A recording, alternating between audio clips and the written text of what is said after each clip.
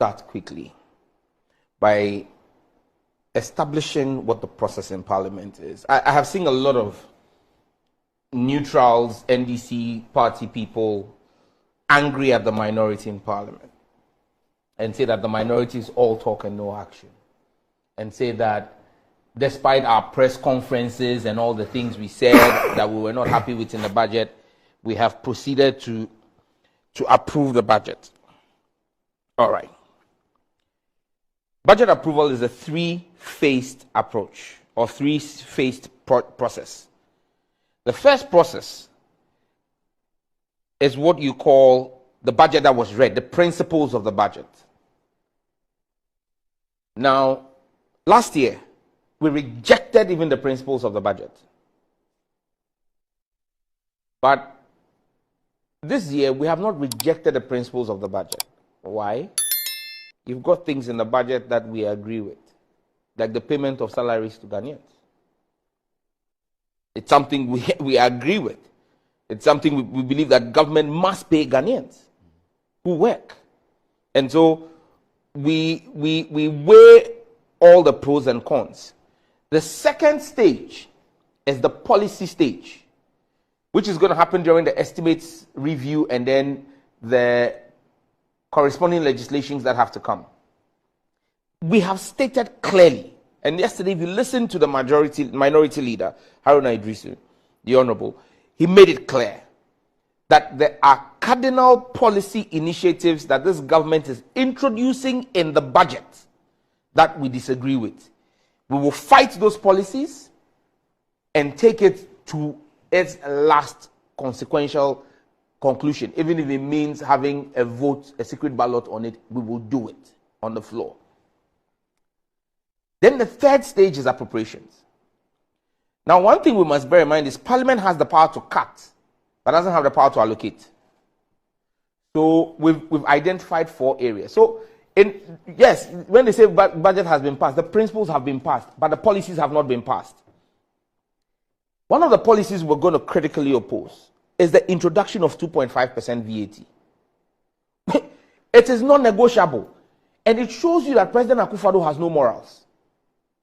Because if the president had any morals, he would be the last person increasing VAT after he saw and oversaw the death of Ay3hu and 3 others in 1995 in his Kumpreku demonstration.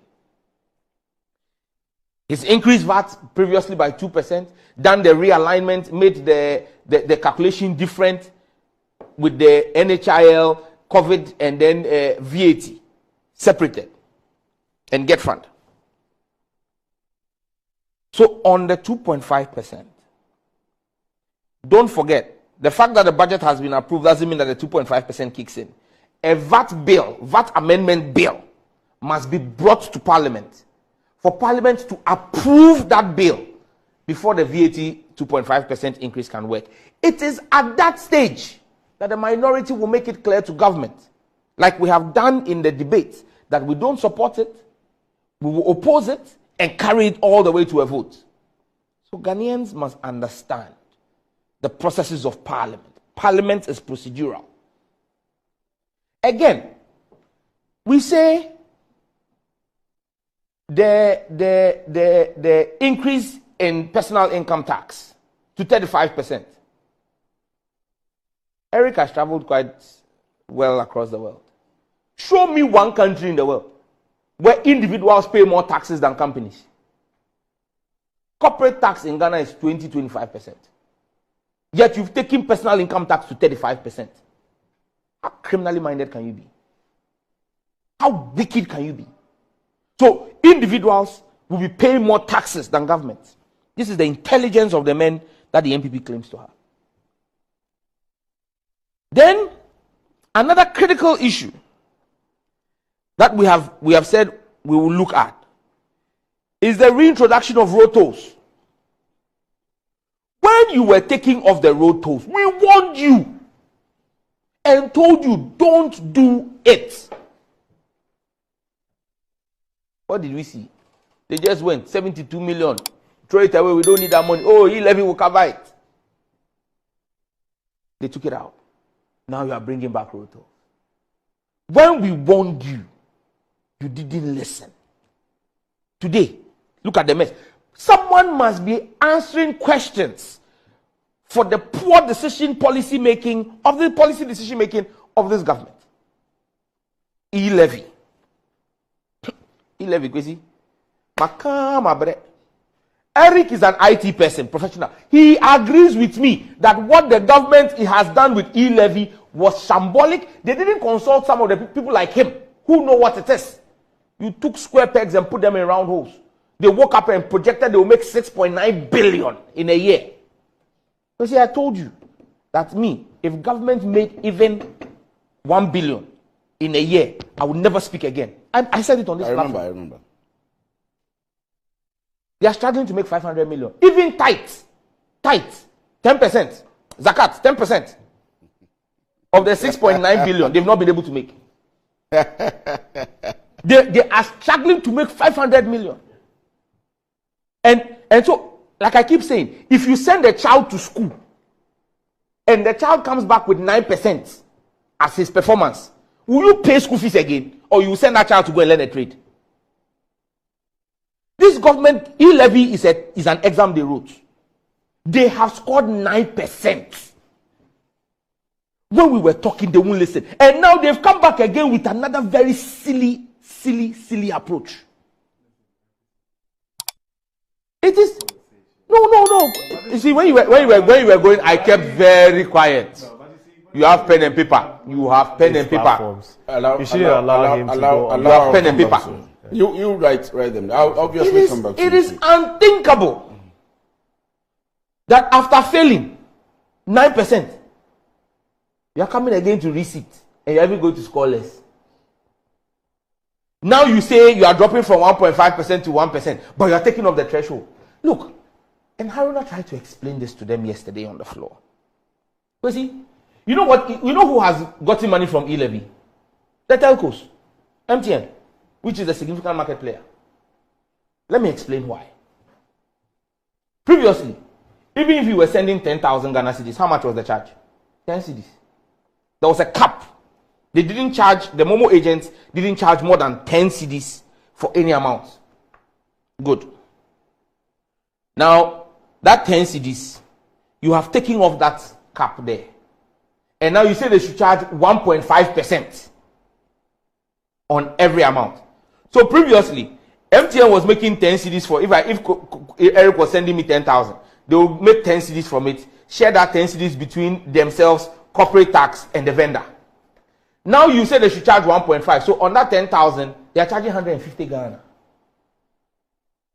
150 Ghana. As your 1.5 for you. But then they too, they are making profit on it because now they are no longer capped at 10 cedis. So that extra 140 Ghana that you are making the ordinary citizen pay is not coming to you as government. So what have you done?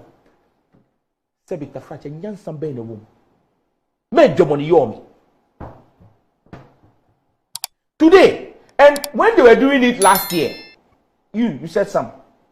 You came and sat here and said, oh, we care for the poor. So we have done a threshold of 100 Ghana cedis. Anybody who can do more than 100 cedis a day means you are doing 3,000. So it means you are not rich. You are not poor, you are rich. Eslawusu's language.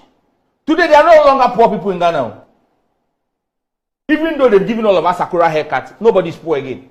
Because now they claim that there is no need for a threshold. You see, we'll fight that e-levy. We'll fight it today, we'll fight it tomorrow, as we've always fought. And I can assure them of one thing, this time we're not working out on anything, no. We'll stay in the chamber there. And debate. And debate it, and vote on it, and win the vote. At least our 136 there, we will get it. If they can get their numbers, that's their business. But our 136, we will get it. But you see, the fourth one, and I'm giving you the policy issues that the NDC is going to challenge and fight. Because don't forget, the e-levy again will come back with an amendment bill. We will fight it. Then, when it comes to the Ministry of Tourism,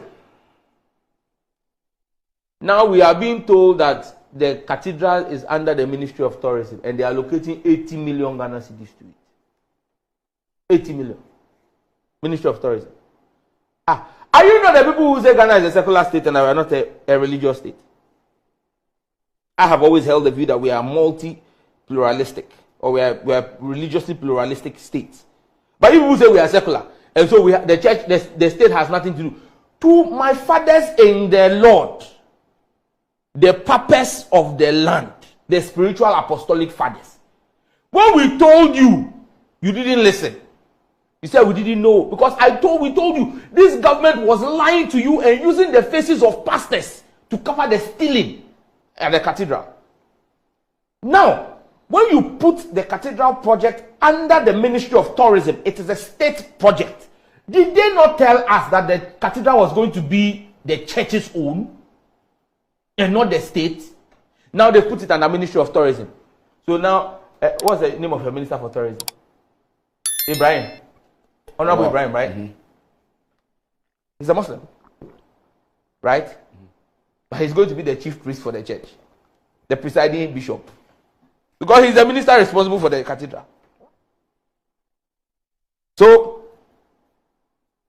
where does the church sit in now? When they withdrew over 300 million Ghana cedis, the trustees of the cathedral did not know that money has been withdrawn and spent. The trustees of the cathedral are unaware that while they have put their face on billboards as the face of the cathedral, David Ajayi has been paid over 100 million Ghana cedis for digging a hole in the ground. Then they carry the faces of the archbishops and the bishops and the men of God, reverend ministers, and paste it there and say they are building for God. Are you building for God, or are you stealing from God? Ananias and Sapphira saw working in government, using the name of God to steal from the taxpayer. How you can explain to me that now the government of Ghana is involved in building churches and owning a church? So now that is going to be Church of Ghana or Church of Government of Ghana? I don't understand. How do you put the building of a cathedral under a ministry? When it is done, the building becomes a state property. You don't agree to that one? They told us it was a private promise. It was a private pledge from the president, and that it was going to be under the control of the church. That is what they told apostolic fathers that got them to agree to be on the board of trustees. They lied to men of God. There are people you don't lie to. You don't lie to your lawyer. You don't lie to your doctor. You don't lie to your pastor. This government lies to. They lie to doctors, they lie to lawyers, and now they're also lying to pastors. This government, that's who they are.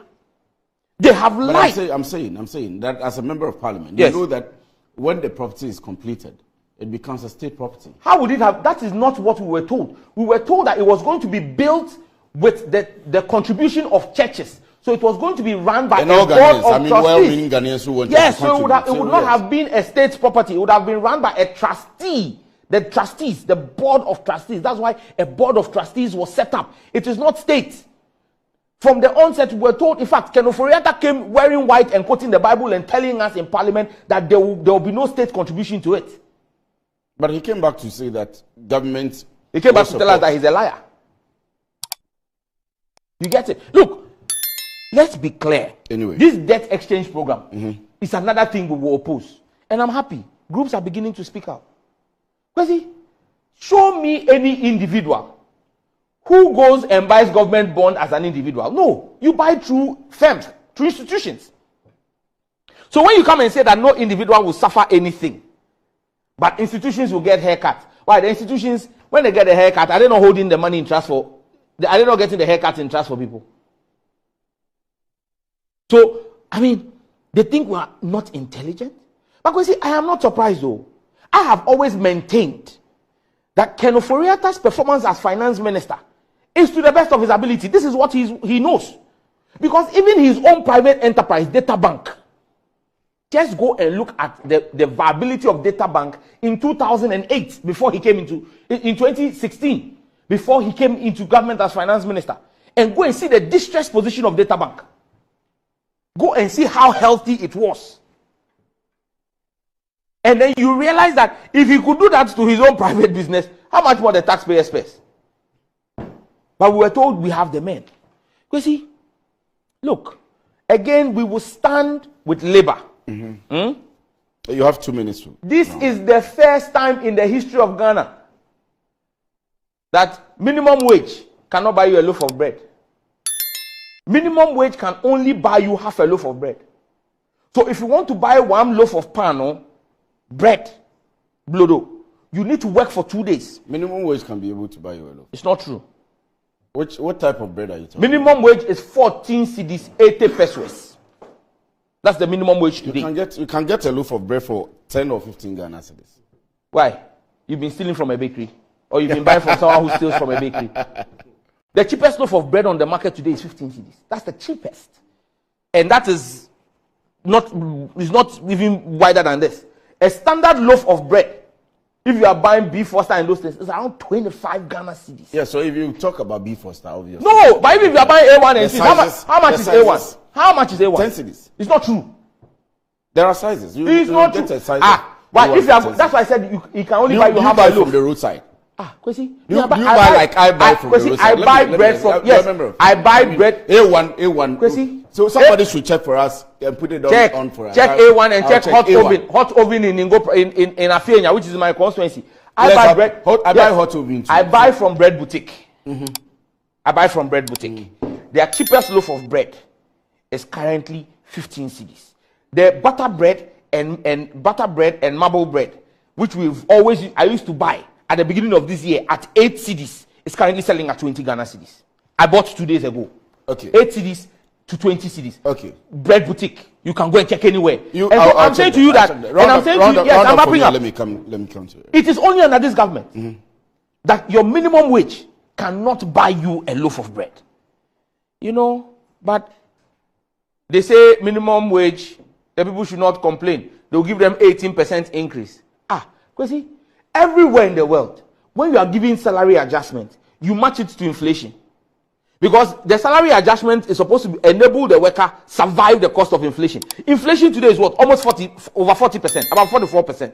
And you are offering 18%. Forgetting about and that's just inflation. What about depreciation? So you have a government that is not just insensitive, that is not just stealing, but is downright wicked. Wicked. When the Bible spoke about principalities and powers and wickedness in high places, it was referring to our current government. Principality, president, power, vice president, head of economic management team. Wickedness in high places, finance minister. Killing Ghanaians. Eric, let me come to you.